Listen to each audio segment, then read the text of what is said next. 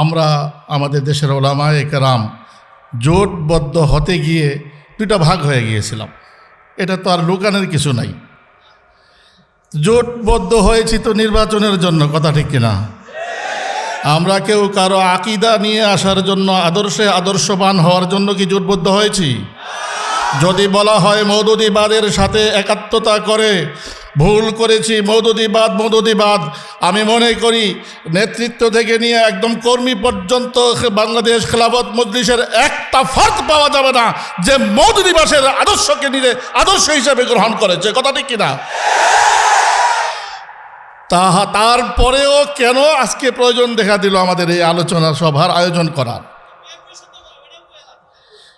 Please, এখানে আমি কিন্তু আলোচনা করতেছি যেটা বিএনপির সাথে গেলে কি ওখানে যাওয়ার কোনো সুযোগ আছে? কোথাও যাওয়ার সুযোগ নাই। কিন্তু যেহেতু আমি এখন ইসলামী বলি না আপনাকে, আমিও নিজেকে ইসলামী বলি না, এই জন্য এভাবে কথা না বলি আমরা। প্লিজ, যে কথা বলছিলাম যে দুই দিকে ভাগ হয়েছি, কিন্তু কেউ কারো আদর্শ হাওলাত করতে আমরা সেখানে যাই নাই, কথা ঠিক কিনা? আমরা যেদিন আমাদের আদর্শ থেকে সামান্যতম বিচ্যুতি ঘটবে সেদিন থেকে ধরে নেব কওমিয়তের সাথে, কওমির আকাবিরদের সাথে, দেওবন্দীদের সাথে আমাদের গাদ্দারি করা শুরু হয়ে গেছে। তাহলে আমরা এই গাদ্দারিতে কখনোই করতে পারি না। নির্বাচনী একটু খেয়াল রাখতে হবে আমাদের ছাত্র ভাইদের মাধ্যমে এটা হয় ফেসবুকের মধ্যে, তারা আসলে তো স্বল্প বুঝের আবেগী, এজন্য নিজেকে ধারণ করে এমন যে আমি মওদুদিবাদের সেভ করলে বোধ হয় আমি বেশি খেলাফতি হয়ে যাব। এমন দুই একজন অবিবেচক ছাত্র ভাইদের মধ্যে আছে, যার কারণে একটা প্রচলন হয় ফেসবুকে একজনের দিলে একটা স্ট্যাটাস, এটার পক্ষে বিপক্ষে না দিলে তো ভালো লাগে না, একটা সুরসুরানি আছে।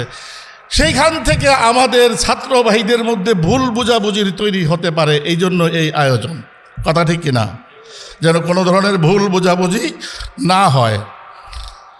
রাসূল করিম সাল্লাল্লাহু আলাইহি ওয়াসাল্লাম ইহুদিদের সাথে সন্ধি করেছেন, মুশরিকদের সাথেও কি সুলহ করলেন।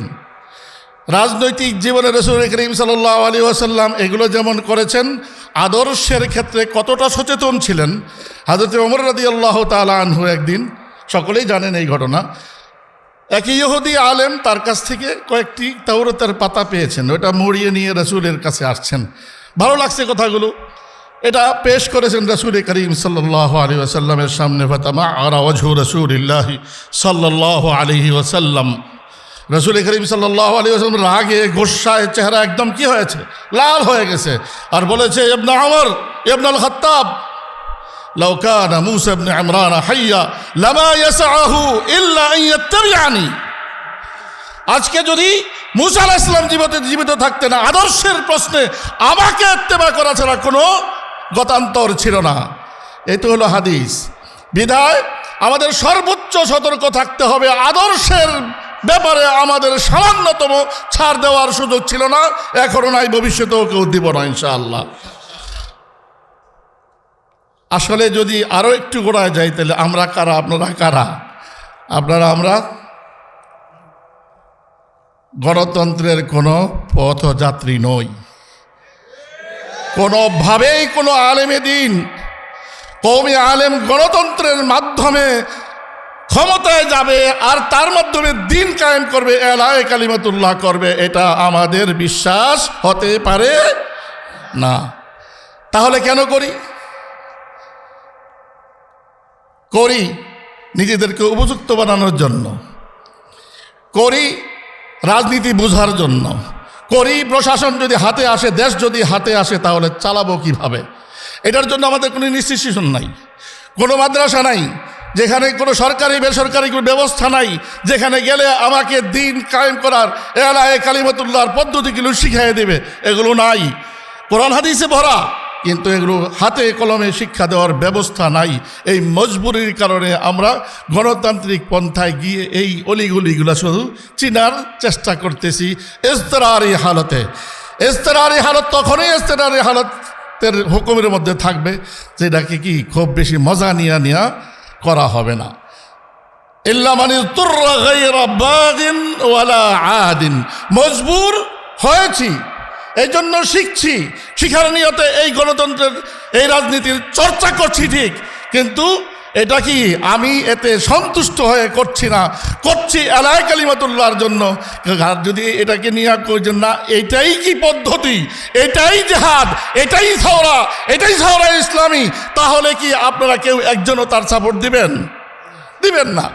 তাহলে সহজ কথা, গণতান্ত্রিক পদ্ধতিতে ইসলাম কায়েম হতে পারে এটা আমরা বিশ্বাস করি না, কিন্তু নিজেদেরকে উপযুক্ত বানানোর জন্য শুধু গায়রা বাগিন ওয়ালা আদ এটাকে মজায় নিয়েও করা যাবে না, আবার সীমা লঙ্ঘনও করা যাবে না। যদি নিজেদের মধ্যে কাদা ছোড়াছড়ি করি তাহলে সীমা লঙ্ঘন করা হবে। এজন্য আমরা এই জিনিসগুলো লক্ষ্য রেখে নিজেদেরকে সামনে এগিয়ে নিলে বাংলাদেশ খেলাফত মজলিস আশা করি তাদের লক্ষ্যপানে পৌঁছতে এবং পুরা কওমি হালকাকে লক্ষ্যপানে পৌঁছাতে এক সহায়ক এবং নেতৃত্বের জায়গায় সেই দায়িত্বটা পালন করা হবে। আল্লাহ এই দায়িত্ব পালনের তৌফিক দান করুক। সকলে বলি আমিন। আসসালামু আলাইকুম ওয়া রাহমাতুল্লাহি ওয়া বারাকাতুহু। মাশাআল্লাহ, মাশাআল্লাহ, মারহাবা। রাবেতাতুল ওয়াইজিন বাংলাদেশ আয়োজিত আজকের এই প্রোগ্রামে হযরত মুফতি মনির হোসেন কাসিমি যে বক্তব্য দিয়েছেন সেই বক্তব্যের সাথে আমরাও একমত। এটাই শেখুল হিন্দ মাহমুদ হাসান দেওবন্দি রহিমাহুল্লাহর কথা, যে মানুষ যখন ভাত খাওয়ার জন্যই বসে, যখন প্লেট আসে তখন আঙ্গুলগুলো আলাদাই থাকে, যখন পাতে ভাত দেওয়া হয় তখনও আঙ্গুলগুলো আলাদাই থাকে, যখন শাক দেওয়া হয় তখনও আলাদাই থাকে, কিন্তু যখন খাওয়ার সময় হয়, মাখার সময় হয়, আঙ্গুলগুলো সব একসাথে হয়ে যায়। আমাদের অবস্থাও তাই, আমরা কেউ এখানে, কেউ ওখানে, কেউ ওখানে। এই রাস্তায় যে দিন আসবে না এটাই প্রতিষ্ঠিত সত্য, হুজুর বলেছেন।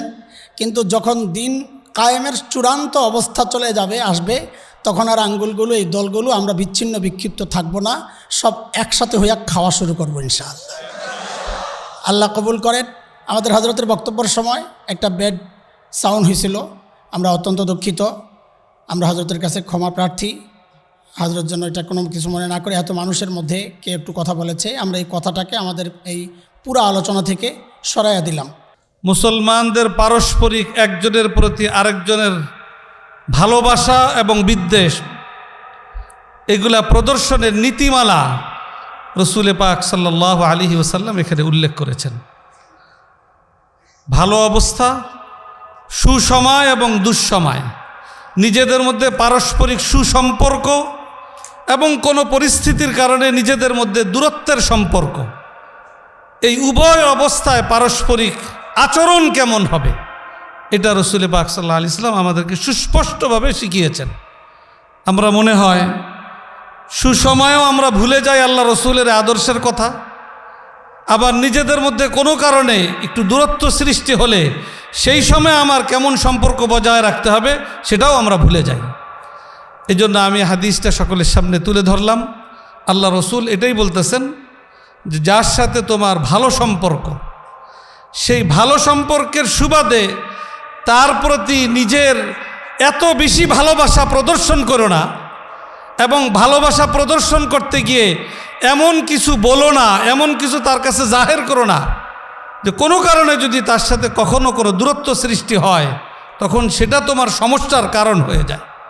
অনেক মানুষ এরকম হয়, সম্পর্ক ছিল, আরেক সময় যখন দূরত্ব হয় তখন ভয়ে ভয়ে থাকে, কখন না এটা এখন তো সহজ, ফেসবুকে ফাঁস করে দেয়।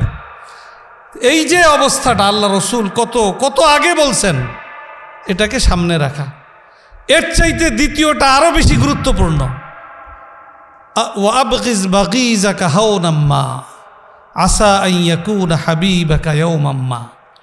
কারো সাথে কোনো কারণে মনোমালিন্যতা হতে পারে, কোনো কারণে বাহ্যিক একটু দূরত্ব সৃষ্টি হতে পারে।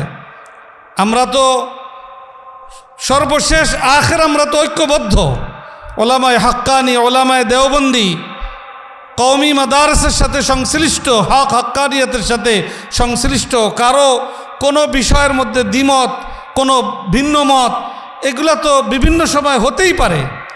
সেখানে আল্লাহ রসুল বলছেন দূরত্ব সৃষ্টি হওয়ার ক্ষেত্রেও তোমার আচরণ যেমন এমন না হয় যে কখনো সেই দূরত্ব ঘুচে গেলে নিজেকে লজ্জিত হতে হয়। ঠিক এই বিষয়টা আমাদের বর্তমান সময়ে প্রত্যেকের মধ্যে খুব বেশি আলোচিত হওয়া দরকার। আল্লাহ রসুলের হাদিসটারও চর্চা আহবিব হাবিবাকা হাওনাম্মা আসা আন ইয়াকুনা বাগীজাকা ইয়াওমাম্মা আবগিজ বাগীজাকা হাওনাম্মা আসা আন ইয়াকুনা হাবিবাকা ইয়াওমাম্মা। কারো বিরুদ্ধে কথা বলতে গেলে আগে এটা কি চিন্তা করতে হবে, এক সময় সে আমার পক্ষে জোরালো বক্তব্য রাখবে, তখন আমার এই কথাটা যেন আমার লজ্জার কারণ না হয়ে যায়। এটাকে আমাদেরকে স্মরণে রাখতে হবে। আর আলহামদুলিল্লাহ আমাদেরকে কোথাও আস্থার সাথে নিজেদের মধ্যে ধারণ করতে হবে যে আল্লাহ পাক যখন আমাদেরকে একটা হক সিলসিলার সাথে আল্লাহ তাআলা আমাদেরকে নিসবত দান করেছেন, কোনো কারণে আমার ত্রুটির কারণে আমার ভুলের কারণে আমি যেন এই হক সিলসিলা থেকে কখনো বিচ্যুতির দিকে আমার অজান্তে চলে না যাই। এই যে আলোচনা আসলো যে বর্তমান পৃথিবীতে এমন ইরতেদাদ যে মুরতাদ যে হচ্ছে সে নিজেও অনুভব করছে না, সমাজও তাকে মুরতাদ ভাবতে পারছে না পুরাপুরিভাবে। এই যে এরকম অনেক সময় হালাত হয়, তো এই অতএব আমাদেরকে সবসময় আল্লাহর কাছে পানাহ চাওয়া যে আল্লাহ পাক অনুগ্রহ করে আমাদেরকে হক সিলসিলার সাথে আল্লাহ তাআলা নিসবত দিয়েছেন। আমার কোনো ভুল, আমার কোনো ত্রুটির কারণে, আমার কোনো বাড়াবাড়ির কারণে আমি যেন বিচ্যুতির দিকে, আমি যেন সেই অন্য দিকে চলে না যাই, এজন্য আল্লাহর কাছে পানাহ চাওয়া চাই। আর সর্বশেষ রাবিতাতুল ওয়াইজিন যে সুন্দর আয়োজন করেছে, আমি মনে করি আমাদের বাতিল ফেরকার কথা আসলেই আমরা যেগুলোকে খুব বেশি প্রসিদ্ধ জানি, ওই কাদিয়ানি মতবাদ, এখন হিজবুত তাওহীদ, মওদুদি মতবাদ, বেরেলভি মতবাদ, এরকম এইগুলা কিছু আছে। কিন্তু আধুনিক যে বাতিল ফেরকা, এগুলার আলোচনা ওলামায়ে কেরামের মুখে কম আসে, অথচ ওইগুলার দ্বারা মানুষ বেশি ক্ষতিগ্রস্ত হওয়ার সম্ভাবনা এখন। অর্থাৎ আজকে যে সুন্দর আয়োজন করা হয়েছে, এই সকল আধুনিক যে বাতিল, এই সকল বিষয়ও আমাদের নবীনদেরকে প্রশিক্ষণ দেওয়া দরকার। এই জাতীয় কর্মশালা বিষয়ভিত্তিক আরও একটু লম্বা আলোচনার ব্যবস্থা করা দরকার, এবং তাদের হাতে মাওয়াদ, যেটা এখানে আমাদের রাবেতাতুল ওয়াইজিনের মহাসচিব সাহেব বারবার দায়িত্বশীলদের দৃষ্টি আকর্ষণ করছেন যে আজকের এই আলোচ্য বিষয়গুলা, এগুলা যেন একটা বই আকারে সকলের সামনে হাতে দেওয়া যায়, আগামী সিজনে ওয়াজের আগেই ওয়াইজিনদের হাতে তুলে দেওয়া যায়, তারা যেন এই বিষয়গুলোকে সামনে আলোচনায় ব্যাপকভাবে মাঠে ময়দানে সাধারণ মানুষের সামনেও তুলে ধরতে পারে, আমাদের ছাত্র জনতার সামনে তুলে ধরতে পারে। তারা যেন আগের থেকে যেগুলো চলমান আমাদের মধ্যে প্রসিদ্ধ এবং আধুনিক সময়ের আধুনিক যে ইরতেদাদ, এই সকল বিষয় যেন সকলে বুঝতে পারে এবং আলোচনাগুলো ব্যাপকভাবে ময়দানে হতে পারে, এরকমের একটা পরিবেশ গড়ে তুলবার জন্য রাবেতাতুল ওয়াইজিনের এই আয়োজন এবং এই আয়োজনের আগামী দিনের ধারাবাহিকতার প্রত্যাশা ব্যক্ত করে সকলকে মোবারকবাদ জানিয়ে আমার আলোচনা শেষ করছি। ওয়া আখিরু দাওয়ানা আনিল হামদুলিল্লাহি রাব্বিল আলামিন।